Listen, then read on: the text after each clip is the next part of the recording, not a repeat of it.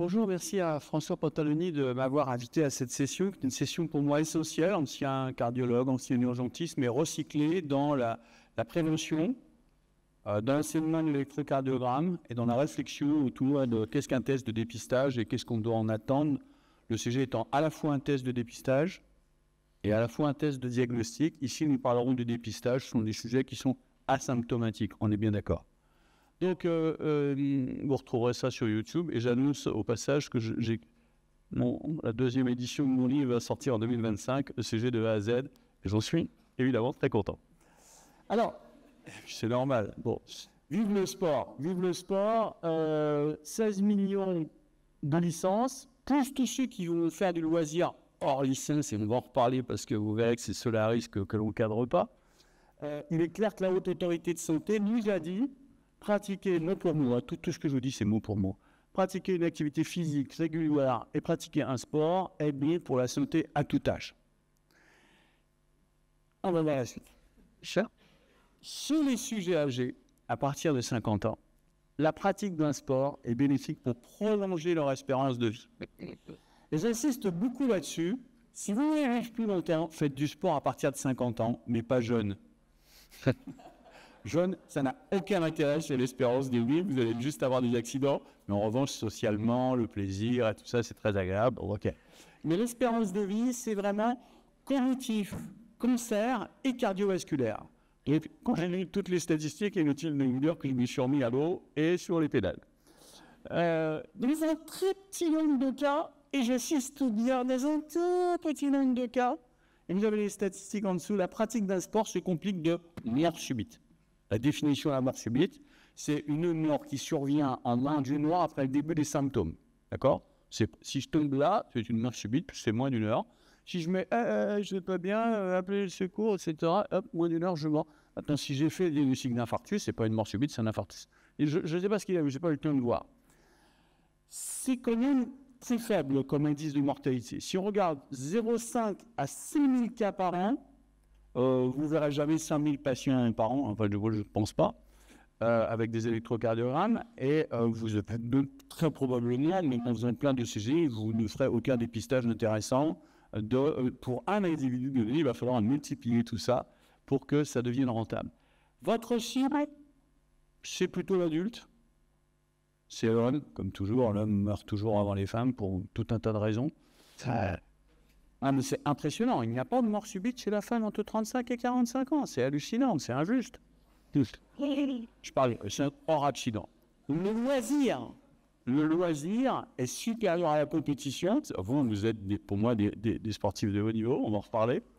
Et puis, l'effort intense. Évidemment, jouer à la pétanque, c'est pas la même chose que être pompier 8 heures par semaine de sport. Alors, les statistiques, elles sont connues, elles ont été faites en France par François Carré, qui est en bas les références, publiées en 2014 et reprises par Franquin en 2020. C'est 2 à 300 morts chez l'adulte de moins de 35 ans. Déjà, ça commence. C'est-à-dire 0,5 plutôt chez l'enfant à 18 ans, comme on va le voir. Et plus on va se rapprocher des 35 ans, ce n'est pas les mêmes maladies, vous avez compris, quand on est très jeune de quand on ne l'est pas. Ce sont des statistiques très faibles. Quand on fait l'autopsie de ces gens-là, on ne trouve rien. Vous savez, quand il y a une mort subite chez un enfant ou chez un adulte jeune, on fait une autopsie. Donc, quand on ne trouve rien, on dit qu'il a fait une anomalie du rythme. D'accord ? On coupe le cœur et on dit qu'il n'y avait rien, donc c'est une anomalie du rythme, par défaut. Les cardiomyopathies sont des maladies des muscles qui sont génétiques. Car ne confondez pas cardiopathie et cardiomyopathie. Souvent, les gens confondent cardiomyopathie, c'est une maladie génétique du muscle, et comme la myopathie, si vous voulez, mais c'est le cœur. Hypertrophique ou arythmogène sont des maladies rares, quand même, de l'ordre de l'hypertrophique, on dit que c'est 1 pour 1000. Bon, moi je veux bien, enfin bon. Les myocardites sont fréquentes. Les gens meurent et après on dit il y avait des lymphocytes, là ça doit être le virus du Covid par exemple, mais tous les virus, vous savez bien qu'on peut mourir de myocardite virale, alors que même c'était pas grand-chose. Les gens ont assez peu de symptômes, donc la myocardite virale, la cardiomyopathie, camalopathie arythmogène, là c'est des maladies du rythme, il n'y a rien à l'autopsie, mais on sait que le gars il était porteur de ça. Il avait un Brugada, un ténon congénital ou une TV catécholergique, c'est les 3 cardiopathie cardiaque, on va essayer de dépister nous lorsqu'on fera l'analyse de rythme. Il ne s'agit pas du BAV paroxystique chez le sujet jeune. Enfin, rarement, il y a des fibrillations atriales avec un faisceau de Kent. On appelle ça un syndrome de Wolff-Parkinson-White malin, c'est-à-dire, comme vous allez le voir tout à l'heure, les préexcitations contournent le faisceau naturel de production du cœur, activent directement le ventricule, et quand ils ont beaucoup plus de FA, les Wolff-Parkinson-White, ils peuvent faire exceptionnellement, mais comme toujours, quand ils sont jeunes, on fait beaucoup plus attention que quand ils sont vieux, des morts subites. Enfin, évidemment, le grand champion, c'est l'infarctus après 18 ans. C'est pas tellement le sportif entraîné, c'est le gars qui fait du loisir surtout, qui fume parce qu'il pense que c'est pas dangereux, il n'a toujours pas compris. Et la dissection aortique, c'est les marfangs, ce sont anomalies tensionnelles, un morphotype particulier, des signes variés, je ne reviendrai pas là-dessus, vous tapez sur Internet. Après 35 ans, il y a 700 morts subites par an en France, c'est-à-dire qu'on est à 1 à 4 pour 5000, c'est un peu plus, et comme toujours, c'est les hommes qui trinquent, mais cette fois-ci, bien devant les autres causes, c'est l'infarctus, ce qu'on appelle la rupture de plaque, c'est-à-dire que vous avez une plaque d'athérome, vous faites un effort supplémentaire qui coude un peu l'artère, la plaque d'athérome se décolle de l'endothélium, part boucher l'artère en aval, il y a un plus plaquettaire qui se fait, hop, et puis ça va très vite vous fibriller. Donc, faut-il avoir un médecin avant le sport après tout ce que je vous ai dit? On est quand même tenté de le penser. Allez, tu sais. Mais ce n'est pas obligatoire. Moi, je ne suis pas un extrémiste comme d'autres à l'Assemblée nationale. La loi du 2 mars a fait un excellent travail que je vous engage de lire. Et si vous avez la flemme, vous le lisez sur mon site internet, icardiogramme.com, parce que j'ai fait la lecture. Je vous ai cité exactement ce qu'ils disent. Et c'est génial, cette loi. Moi, je suis tout à fait d'accord avec tout ce qui est écrit. Avant 18 ans, pas de consultation, questionnaire en ligne. D'accord? Il y a un questionnaire. Si vous avez une réponse défavorable, à ce moment-là, il faut consulter. D'accord? L'ECG peut être contributif pour détecter, mais à condition que vous ayez... Et je suis très prudent, vous allez toujours voir que c'est ça qu'il faut retenir. Tout est entre guillemets. Et là, je le remets. La pratique systématique est laissée au jugement d'un praticien. Et ça, on va beaucoup l'attendre. Le jugement clinique, c'est essentiel. Et je pense que heureusement qu'on réintroduit la notion de jugement clinique et de bon sens. Après 18 ans, tout dépend de la fédération. Il y en a qui demandent des certificats initiaux médicaux, après 18 ans, puis tous les 3 ans. Le tennis, c'est uniquement s'il y a anomalie au questionnaire. On verra après que c'est pas pour les athlètes de haut niveau. Et moi, en ce qui me concerne, je trouve que vous êtes des sapeurs-pompiers actifs, des athlètes de haut niveau, et que vous relevez de cette catégorie-là, de ces catégories, on va le revoir pourquoi, d'une fédération sportive. Quand je vous vois courir dans la rue et faire tout ce que vous faites, je trouve que vous êtes à haut risque, on va en reparler. Les textes prévoient qu'à partir de 18 ans, voilà, ce sont les données cliniques. Il n'y a pas obligatoirement d'ECG encore, même dans les papiers. Mais on va voir pourquoi chez les pompiers c'est un petit peu différent, parce que vous êtes un peu différent comme sport. Vous êtes pour moi les athlètes. Données cliniques, il y en a, oui. Le rugby, c'est exigé. L'alpinisme, la plongée, l'arme à feu, les véhicules lourds. Donc il y a des situations qui sont autre chose que du football le dimanche ou du handball en semaine, etc. Mais comme toujours, les indications d'examen complémentaires pour la détection de risques d'événements cardiovasculaires graves sont limitées et doivent rester ciblées. C'est-à-dire qu'ils ne se limitent pas, on ne pourra pas condamner un médecin parce qu'il n'a pas fait l'ECG.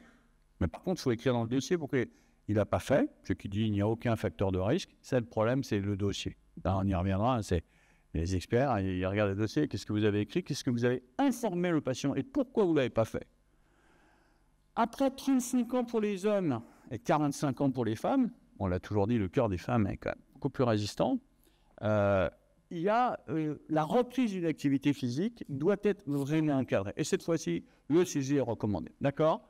Donc, l'hémocardescin, c'était l'aquagym avec les dames un peu âgées qui font ça en haut. C'est pas la même chose que le sportif qui court tous les jours ou les sportifs du week-end. Il peut être nécessaire. Ce n'est pas obligatoire. Il peut être nécessaire en fonction du risque cardiovasculaire. Ce qui veut dire que vous l'ayez écrit dans le dossier et du niveau d'effort, ce qui implique que vous l'ayez écrit dans le dossier que vous le connaissez, je vais donc vous le présenter. voici les niveaux d'effort. C'est pas moi qui l'ai écrit, c'est l'HAS, tableau page 31. Tableau 31, vous le retrouvez sur le livre. Et vous avez donc ici des efforts, vous voyez, ABC, je vais aller assez vite. Ce qui m'intéresse, c'est le C, parce que vous êtes dedans complètement. Bon, alors, le C, c'est forte contrainte cardiovasculaire. Hein. Vous allez voir qu'il n'y a pas que la course et les trucs, hein. La squash, bien sûr.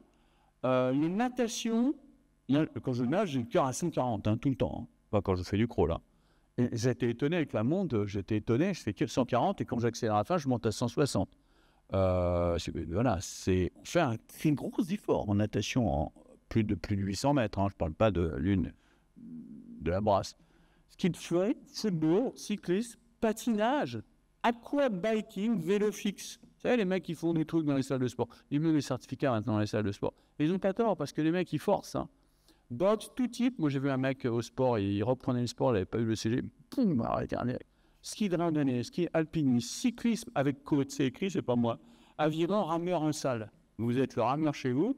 Voilà. Alors, on discutera après de quelle typologie de passion vous ramassez en mort subite au cours d'un sport. Si vous avez des expériences, ce sera toujours intéressant. Et chez l'homme, chez la femme, il faut rédiger ce qu'on appelle, dans des conditions, un certificat, un CACI, d'absence de contre-indication, pas d'aptitude. Hein. Moi, je n'écris pas d'aptitude, il n'y a pas de contre-indication. Après, si tu es apte, c'est truc de bois, mais si tu as envie d'en faire, t'en fais. Hein. Après, si tu ne sais pas nager, j'ai jamais dit qu'il fallait que... Ouais, si tu ne sais pas nager, je ne vais pas te faire un certificat d'aptitude à la natation. Sur un certificat, il n'y a pas de contre-indication, d'accord? Moi, je conseille d'apprendre à nager. Donc, que doit faire le médecin? Eh bien, il doit faire un interrogatoire minutieux et informatif. Et ça, c'est vraiment 5 choses importantes, on va les voir assez vite. Avez-vous un antécédent familial ou personnel de mort subite? C'est tellement évident. Mais on l'oublie. Le frère, le père qui est « Oh bon, on ne sait pas de quoi il est mort ». Pas de quoi il est mort. Il est mort d'un trouble du rythme. Jusqu'à preuve du contraire. Ou d'un infarctus jeune, il est à risque. C'est pas de moi, c'est eux. Chirurgie à un vaisseau. Ah oui, j'ai eu une CIA quand j'ai été opéré jeune, j'ai complètement oublié. Les mecs, ils oublient tout. Vous allez voir pourquoi après, ils oublient. Mais ça, je pense que vous faites des interrogatoires très sévères avec le CGCOM dont on a parlé. Les facteurs de risque. Hypertension, diabète, héréditaire. Vous avez de l'hypertension? Non, pas du tout, docteur. Mais pourquoi vous prenez des médicaments anti-hypertenseurs? Ben, c'est pas comme ça que j'ai pas d'hypertension. Ah, d'accord. Ok, c'est fait. Et l'aspirine, là? Moi, j'ai un stand, docteur, je vais très bien. Ah, d'accord. Il n'y a pas d'hérédité. Donc, on va le redire, ils vont avoir tendance à minimiser leurs facteurs de risque et leurs symptômes pour avoir leur certificat. Et c'est ça le danger. Peut-être pas chez vous, mais et la sédentarité, ce n'est pas votre problème. Il va falloir rechercher 4 types de symptômes et avertir les gens que s'ils ont ça, qu'ils reviennent. Parce que c'est un truc de confiance, le certificat. Bon, je vous le fais, vous n'êtes pas essoufflé, vous n'avez pas de palpitation, vous n'avez pas de douleur thoracique à l'effort et vous n'avez jamais fait de malaise inexpliqué. Non, notez dans le dossier, pas de. Et puis s'il en a, informez-le qu'il revienne vous voir, parce que vous êtes tenu par un devoir d'information. C'est pas ça qu'on est toujours condamné, les médecins maintenant, c'est le devoir d'information. Vous l'avez écrit dans le dossier, un bon dossier, ça vous évitera de pleurer quand le juge viendra taper à votre porte ou l'expert pour vous attaquer, hein, il vous attaquera vilainement. Examen clinique, ne pas bâcler. Il y a des choses à faire. La tension artérielle au dos bras, l'auscultation cardiaque, debout, couché, assis, debout, s'il souffle. Symétrie des poumons, palpation de l'aorte chez les sujets âgés et recherche de signes de Marfan, bien évidemment, mais personne ne les connaît. La Société française de cardiologie a écrit quelque chose, oui, ok, en 2009, mais c'est totalement démodé, ça a 15 ans. Depuis, il y a eu des recommandations bien plus précises. Alors, si vous voyez un cardiologue qui ne fait pas un ECG au cours d'une consultation, vous m'appelez. Donc, il n'écrit pas, c'est obligatoire. Il dit qu'il la préconise. Est-ce que ça vous étonne? Un cardiologue qui préconise un ECG au cours d'une consultation. D'accord? Bon, c'est pas cher, hein, c'est 14 €, et c'est pas cher. Il le préconise largement comme outil de screening. On va en discuter. Le screening, ça veut dire que c'est efficace, cette forte sensibilité. Or, l'ECG a une faible sensibilité pour la mort subite. Pour l'infarctus, on ne voit rien, parce que c'est un dégagement de plaques. Les canalopathies, souvent, c'est difficile à lire, souvent, c'est retardé, souvent, c'est pas présent au moment où vous faites le CG, etc., etc. Donc, il le préconise, les sportifs en compétition, là, on retrouve les choses après, chez les hommes, 35-45 ans, épreuve des OK. Et sur les sportifs inscrits sur la liste de haut niveau, vous savez, les très grands sportifs, il y en a 15 000 qu'on considère des athlètes de haut niveau, ceux-là, il faut en plus faire une échographie et des épreuves d'effort. pour tout un tas de raisons. Voilà, donc je passe là-dessus. Je voudrais vous dire que le médecin doit ensuite faire un ECG, point d'interrogation, ça dépend du jugement clinique. Hein.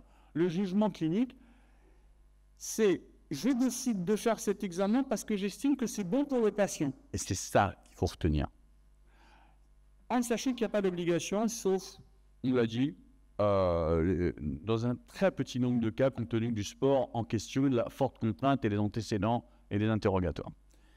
Il y a beaucoup de faux négatifs. Faux négatifs, c'est-à-dire je fais le CG mais je vois rien. Beaucoup de faux positifs, et c'est ça le problème, c'est qu'il y a une valeur prédictive positive de l'ECG qui est de 7%. Je vois quelque chose, mais en fait, il n'y a rien du tout. Et on voit plein de CG avec des trucs bizarres, et je vais essayer de vous apprendre après à reconnaître les pièges. Donc, est-ce que c'est un outil de screening ça se discute. Hein. Oui, c'est vrai que ça améliore le dépistage. Mais comme on l'a dit, c'est tellement rare d'avoir un mort, c'est 1 pour 100 000 et par an, que ce n'est pas extrêmement puissant. Hein. Donc, un ECG systématique est recommandé, mais est répété, mais pas recommandé par de nombreux. Je vous donne la littérature, des nombreux auteurs anglo-saxons. C'est très coûteux, l'efficacité est non démontrée, et on n'a jamais montré qu'en faisant des ECG, on sauvait des vies. Ça, c'est important. On n'a jamais démontré qu'en faisant des ECG, on sauvait des vies, sauf les Italiens, mais dans une seule étude. L'intérêt de l'ECG est pour moi l'augment avec l'existence de symptômes chez l'homme, dont l'âge augmente, s'il pratique une activité sportive, s'il a des facteurs de risque, une cardiopathie, un examen clinique anormal, un symptôme anormal. Mais ça, c'est fondamental. Vous avez vu que j'ai sélectionné, j'ai guidé par la clinique l'ECG. Chez ces gens-là, vous pourrez le retrouver sur Internet, ça vaut vraiment le coup, d'accord? Ça s'appelle ciblé. Enfin, l'information du sportif, il faut écrire dans le dossier qu'il faut consulter au moindre symptôme, et à ce moment-là, vous regarderez les 10 règles d'or du sportif.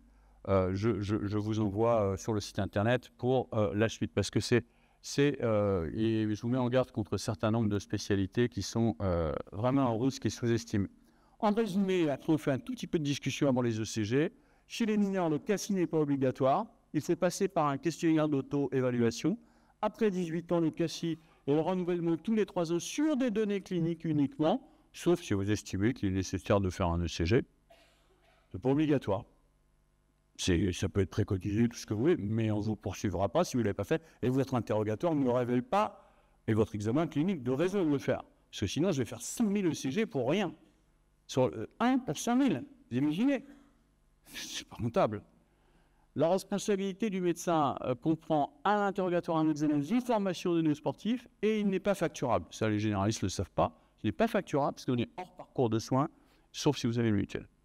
La réalisation d'un ECG est laissée au jugement clinique du médecin. Les indications doivent être ciblées, je le répète. Les sportifs les plus à risque sont les hommes, après 35 ans, avec des facteurs de risque cardiovasculaire, des sports à forte contrainte, demandez ce qu'il va faire, sport du loisir, pas de suivi médical. Là, on est vraiment sur le sujet agro-risque. La reconnaissance de l'ECG normal peut être difficile. Et là, je vais vous découvrir les éléments. On va les répéter tous à l'heure. Vous allez tous les mettre dans votre tête. C'est l'adulte, c'est l'athlète dont le cœur est modifié par le sport, qui est jeune, parce que jeune, il a un ECG modifié, qui est masculin, parce qu'il est très volté, et afro-caribéen, parce que les afro-caribéens ont des troubles de la respiration qui sont différents des non-afro-caribéens. Je vais donc essayer de passer à la suite. Je crois qu'il y a eu un petit zap là. Hop là, voilà. Vous avez vu ici les résultats ECG normaux. Il y en a un MN10. C'est-à-dire que les cardiologues ont estimé un super document de Sharma 2017. Et c'est un document qui est modifié. Je crois qu'il a atteint vraiment un bon niveau de... C'était beaucoup moins bon avant, au moment des rédactions des cardiologues. Cette fois-ci, ils ont défini ce que c'était que des ECG normaux. Donc vous devez savoir que l'ECG normal du sportif, il est modifié par, on l'a dit, le fait d'être jeune, le fait d'avoir un cœur musclé, la physiologie du cœur musclé, le fait d'être afro-caribéen, le fait d'avoir un tonus vagal extrêmement fort, on va le voir, et d'avoir des petites anomalies mineures qu'on appelle des blocs incomplets ou les changements d'axe. Donc, on va se voir souvent on se fait avoir pour ça, parce qu'on ne sait pas ce que c'est qu'un ECG normal, je les ai mis. Vous devez vous obséder sur la recherche d'un ECG anormal. L'ECG anormal, on l'a déjà dit ce matin, il y en a, c'est évident, et puis il y en a quelques-uns où c'est vraiment dur, et c'est cela qu'on va essayer de vous présenter tout à l'heure. Donc je vais vous présenter, j'ai oublié de m'arrêter au milieu, 5 anomalies bénignes, mais qui sont inquiétantes. Alors là, vous savez, si vous ne pouvez pas savoir le nombre de CG qu'on voit, il n'y a rien, mais ça fait peur aux gens. Donc, il faut ressortir votre listing. Quelles sont les 8 causes? Je ne vais pas tous vous les mettre. Hein. Donc, voici un électrocardiogramme. C'est un blanc. Hein, je suis gentil. Je devrais écrire caucasien, on ne devrait pas écrire blanc. Asymptomatique. Je le changerai d'ailleurs, c'est pas joli. C'est pas une couleur, la couleur, c'est pas une origine. Il est asymptomatique. Mais si vous voyez bien cet électrocardiogramme, il a quelque chose qui n'est pas normal. Qui doit vous faire tiquer. C'est bien. Car il y a 12 règles de l'ECG normale, je vous renvoie sur le site internet. Hein. Les 12 règles de l'ECG normale, vous passez votre screening, vous commencez à gauche, et là vous arrivez à V1, V2, V3. Et là, V1, V2, V3, je veux bien qu'il y ait une unité négative, mais là ça ne va pas. Et là ça ne va pas. D'accord? Après c'est bon. Après c'est bon. Là c'est possiblement tout à fait normal que chez un sujet jeune de 14 à 18 ans, de 20 à 22 parfois, ils aient une unité inversée, mais jusqu'en V3. C'est autorisé. Chez l'enfant, on a ça. Ils ont tous une inversion de volonté chez l'enfant. Donc, chez l'adulte jeune, on a le droit d'avoir une inversion de volonté en V1, V2, V3. Si vous n'êtes pas à l'aise, vous regardez sur le site internet ou vous demandez l'avis d'un cardiologue, mais n'arrêtez pas les gens pour ça. Hein. C'est une anomalie mineure pour l'instant. Vous gardez votre sujet de côté, je vous dis, je remplirai le certificat demain. Ne le remplissez pas si vous n'êtes pas sûr. Vous n'autorisez pas. Sachez qu'ils arrivent toujours la veille pour le sport. Hein. Ah, vous les dites, je suis désolé, mais non. Non, je ne veux pas de victimes. Hein. Les gars, ils n'ont aucun symptôme et ils font du sport demain. Et d'habitude, ça se passe bien, docteur. D'accord? Vous êtes garant d'une qualité de soins. Vous ne savez pas, vous demandez l'avis. Je fais faire le maximum, vous demandez. Cette unité négative, elle n'est pas du tout inquiétante, ce qu'on appelle une repopulation juvénile. Ce n'est pas difficile à retenir. Hein. La repopulation juvénile, plus fréquente chez la femme, un petit peu plus fréquente dans le Maghreb. TVA, V2, V3, c'est la repopulation de l'enfant. Et ben, ça traîne un peu avant de se normaliser. Et comme vous allez voir, TVA est plus négatif que TV2, V3 et ça va, avec les années, disparaître. Celui-ci, je l'aime bien parce qu'il se trouve qu'on m'a envoyé exactement le même avant-hier, mais exactement le même, à quelqu'un qui ne savait pas lire un ECG et qui me disait « c'est grave, docteur ». Et eux, ils voyaient des anomalies à droite. Enfin, c'est en précordial. Et moi, je voyais des anomalies à gauche. C'est marrant, on ne voit pas les mêmes choses. Alors, la tournée électrocardiogramme, la première chose qu'on fait, je ne sais pas si vous voyez un truc qui est inquiétant quand même à gauche, hein, c'est ces grands URS avec cette repopulation bizarre. Hein. En fait, il faut regarder l'axe du cœur. Qu'est-ce que c'est qu'un axe du cœur?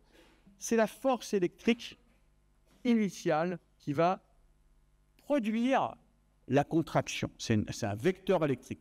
Il va vers la gauche parce que c'est le ventricule gauche qu'il faut dépolariser, c'est lui qui est le plus musclé. Et là, si vous regardez, il va vers la droite, en bas. C'est-à-dire qu'en D3, c'est le plus grand nombre d'air et VF aussi. Ce patient n'a pas d'hypertrophie ventriculaire gauche parce que l'hypertrophie ventriculaire gauche se voit à gauche et pas à droite.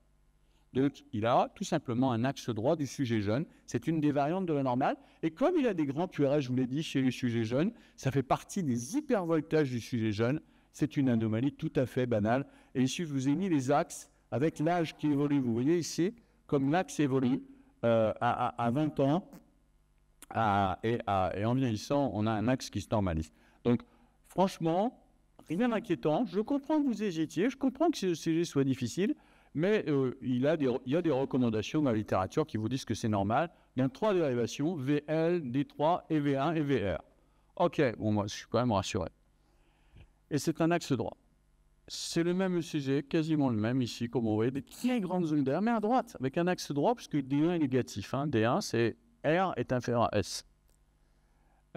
L'axe, c'est quoi? Ben, je vous l'ai expliqué. Hein. L'axe normal, il est là, je vais vite. Hein, voilà. L'axe du sujet jeune, comme moi, vertical, longiligne, on a un axe vertical. Ah, c'est pas vrai. Et en vieillissant, malheureusement, on se tasse un peu et on devient bréviligne, âgé, on a un axe qui tourne à gauche parce que les coupoles remontent, on est moins à l'aise, le corps se couche un peu et se prépare au grand sommeil. Deuxième ECG intéressant qui me fait terriblement peur. Celui-là, c'est normal, moi je vois ça, j'ai peur que je ne connais pas l'ECG, tout le monde voit que c'est bizarre, ces grandes repolarisations bizarres. Ce que vous faites, c'est que vous dissociez les unités des QRS. Et ça, c'est un gros problème. On ne vous a pas expliqué. Il faut d'abord regarder les QRS. Donc, l'axe droit, c'était très important. Les grandes zones d'air, c'était très important. Et ici, on voit qu'on a encore des hypervoltages. D'accord? Si vous regardez bien, les QRS sont extrêmement voltés, ils superposent, d'accord? Mais il n'y a pas de Sokolov, c'est un sujet jeune. Donc, les sujets jeunes ont le droit d'avoir des Sokolov qui dépassent 45, et surtout les Africains, c'est rien du tout, ça ne m'inquiète pas du tout, ça. Alors, en revanche, il y a ces grandes unités, hein, donc on le calcule, hein, il a un Sokolov à 34 plus 10 fait 44, c'est 45 chez le sujet à moins de 35 ans, moins de 40 ans, ça n'a aucune valeur. Et on voit que les unités sont magnifiques. Regardez cette beauté comme c'est bien dessiné. Et c'est masculin, c'est-à-dire que ça monte vers le haut. Les femmes n'ont pas ça, hein, ce sont les hommes. Donc c'est le sujet de l'homme, le sujet jeune. Alors il est africain, c'est un peu plus voté. Et en plus, il y a, on va le voir, des petites ondes J, qui sont des ondes de repopulation précoce.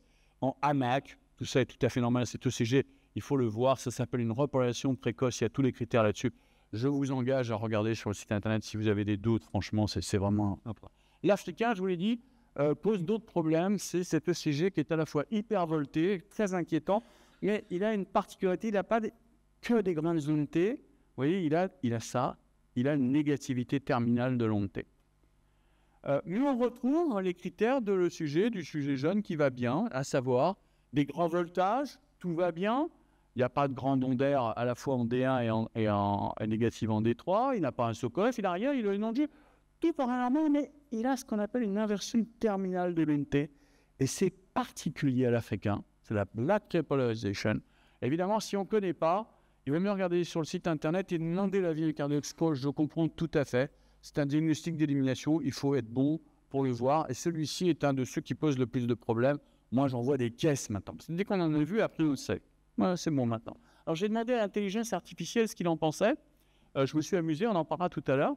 Et il dit pas d'infarctus du myocarde détecté. C'est trop polarisation, n'est même pas en plus un syndrome coronaire aigu. Bon, il n'a pas de symptômes, hein. Mais c'est pour vous dire que tous les sus-décalages ne sont pas synonymes d'infarctus ni de coronaropathie.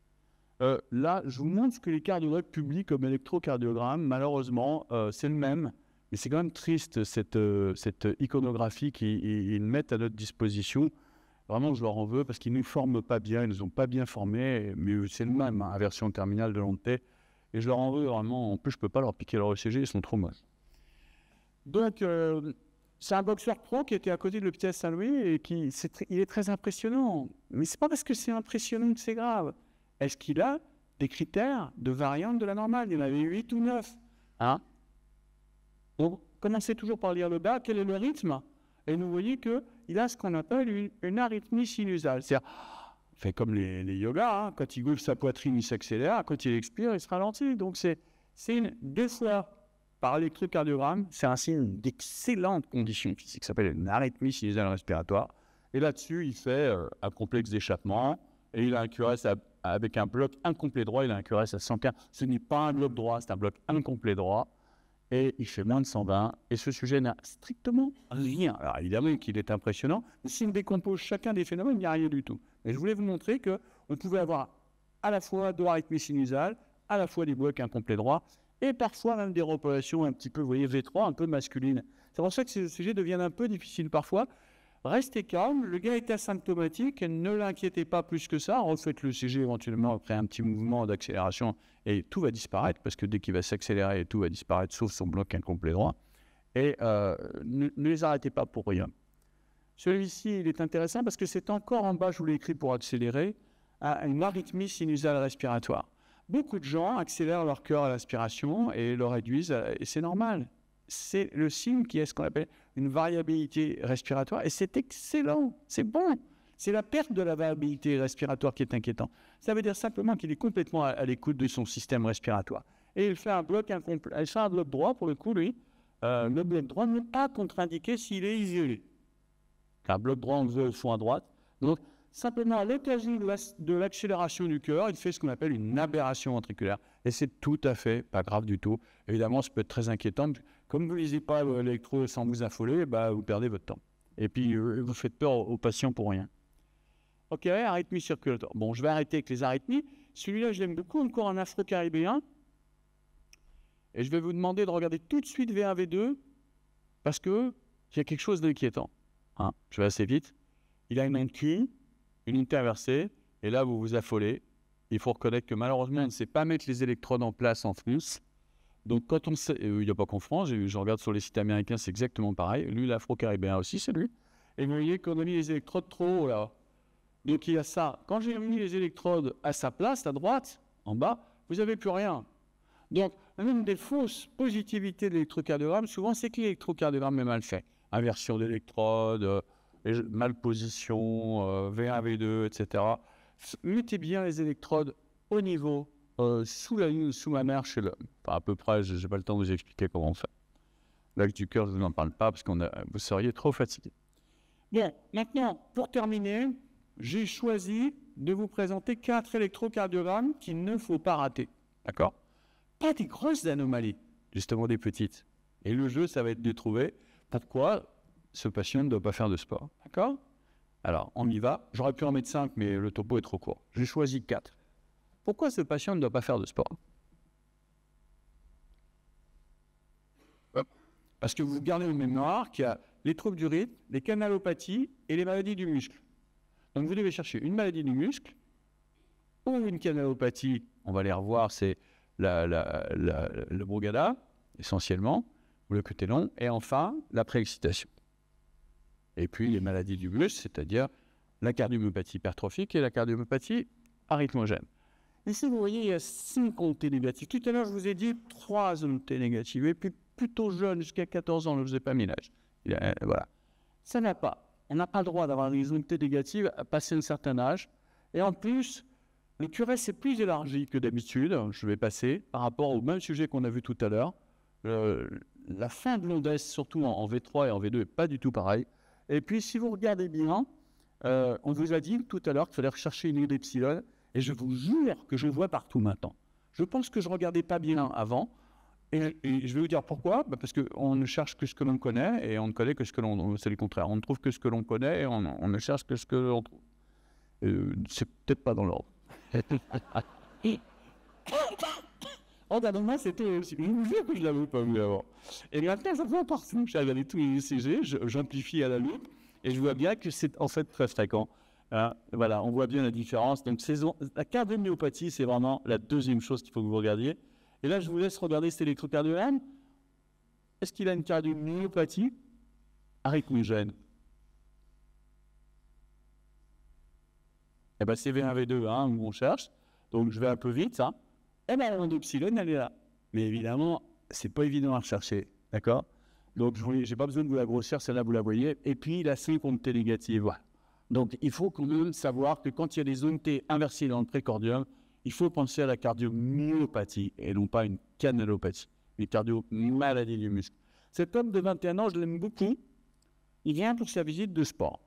On a vu qu'il y a des contre-indications absolues, d'autres relatives. Celle-là, elle nécessite l'avis d'un cardiologue. Il n'a pas une maladie du muscle V1, V2, V3. Il n'a pas d'onté inversée. Donc, on va chercher une maladie arythmogène, qui n'est pas une canalopathie, qui est la troisième cause, qui est là. Qu'est-ce qu'il a? Il a le droit de courir, non? Il n'a pas le droit de courir. Parce qu'il a un tout petit Wolf Parkinson-White ici, avec une préexcitation ventriculaire, avec les PA courts, mais une delta, cette façon de commencer le QRS juste à la fin de l'onde P. Et c'est vraiment à connaître parce que ça doit être exploré par un cardiologue. C'est peut-être pas grave, peut-être qu'il pourra courir. Mais là, vous lui dites, non, pas bon, pas bon. Je préfère que vous voyez un cardiologue. Je vous arrête un peu. Ça ne veut pas dire qu'il ne va pas être exempté de médecin pompier. Simplement, il a besoin d'un bilan. Vous voyez la différence? Il faut les arrêter, c'est tout. Les gars, ils disent, mais je vais bien, docteur. Ouais, mais quand tu vas faire la FA, tu ne seras peut-être pas très content. C'est le même malade. Je voulais vous montrer pourquoi le sujet a des limites de sensibilité. Ça devient vraiment dur à voir sa préexcitation. Regardez D1, D2. Voilà. Vous voyez qu'il y a pas mal de cardiologues ne le verraient pas. La plupart des médecins s'y sont pas entraînés à chercher parce que vous cherchez une anomalie qui est contre-indique le sport. Et vous voyez que la préexcitation est très faible en D1, D2 parce qu'elle est variable en fonction de la fréquence cardiaque, cette préexcitation, et elle peut disparaître. C'est-à-dire qu'au moment où je le vois, il a rien, il fait 2 pas, elle réapparaît. C'est pour ça qu'un ECG, c'est 10 secondes de la vie de quelqu'un, c'est pas tout. Mais vous le faites, vous avez bien noté qu'il n'y avait pas de préexcitation, pas de cardiomyopathie, pas de canalopathie, c'est rien, c'est bon. Ce même malade, il a quelque chose qui contre-indique le sport. On l'a déjà vu ce matin, celui-là, je crois, de son petit frère. Il aurait pu faire Ce gars, il a reçu de la chloroquine, je l'avais déjà montré ce matin. Et on n'avait pas fait le CG avant, alors que c'était un médicament qui allonge le QT. Je pense que vous avez trouvé que la repolation était vraiment bizarre. Regardez D2, hein. Je vais vous apprendre un petit truc.